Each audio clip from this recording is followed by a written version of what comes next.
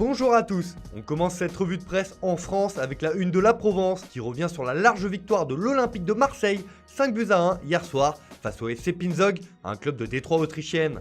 Et cela nous avait manqué, titre le journal local. 134 jours après un nul 2-2 contre Amiens en Ligue 1 au Vélodrome, les Olympiens retrouvaient les terrains en amical hier dans le Tyrol. Pape Gay, Alvaro González, Dimitri Payet, Morgan Sanson et Valère Germain ont marqué. Une rentrée tout sourire donc pour les Marseillais qui poursuivent leur préparation estivale.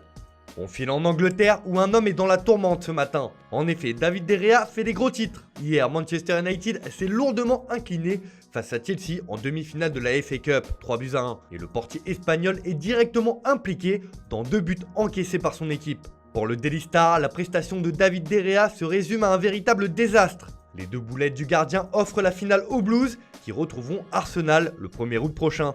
Et la sale soirée du gardien traverse même les frontières, puisqu'El País indique dans ses pages intérieures que De Gea sert directement la finale de coupe à Chelsea. De son côté, le Daily Telegraph rapporte que cette contre-performance pourrait directement avoir un impact sur l'avenir du portier espagnol. Le futur de David De Gea est dans le doute après le spectacle d'horreur, titre le quotidien. Direction l'Espagne justement, où c'est un Lionel Messi historique qui est en couverture de Marca. Double buteur et passeur hier après-midi lors de la large victoire du FC Barcelone sur Alavés 5-0. Lors de la dernière journée de Liga, l'Argentin a été sacré Pichichi pour la 7e fois de sa carrière. Le crack barcelonais conserve son titre de meilleur buteur du championnat pour la 4e saison consécutive avec 25 réalisations.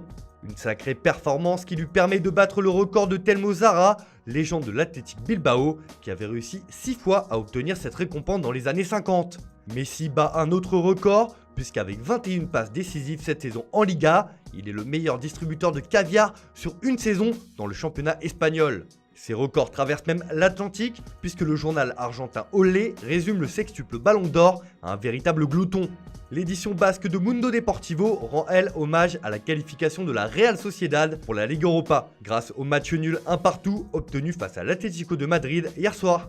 Une chose est sûre, la belle victoire du Barça hier fait du bien dans les rangs catalans après le coup de gueule de Lionel Messi la semaine dernière. Pour Mundo Deportivo, si les Blaugrana ont perdu le titre en Liga, ils sont désormais fixés sur l'objectif de la Ligue des Champions. Et il existe même un pack pour remporter la coupe aux grandes oreilles. Lionel Messi et Quique Sétienne se sont rencontrés afin d'apaiser les tensions et surtout de réunir leurs forces pour tout donner en Ligue des Champions.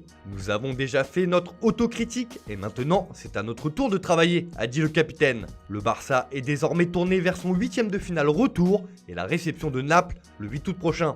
En Italie, les murs ont tremblé hier soir après le match nul de l'Inter contre la Roma 1-1. Et c'est la grosse colère d'Antonio Conte qui fait la une de la Gazzetta dello Sport. L'entraîneur milanais a largement pesté contre le calendrier de son équipe qui selon lui est défavorable. On est lésé par un calendrier fou, a-t-il déclaré après la rencontre. Ce match nul fait donc les affaires de la Juventus qui reçoit la Lazio ce soir. Et pour tout au sport, l'Inter est freiné et c'est la Juve qui chante Merci Rome.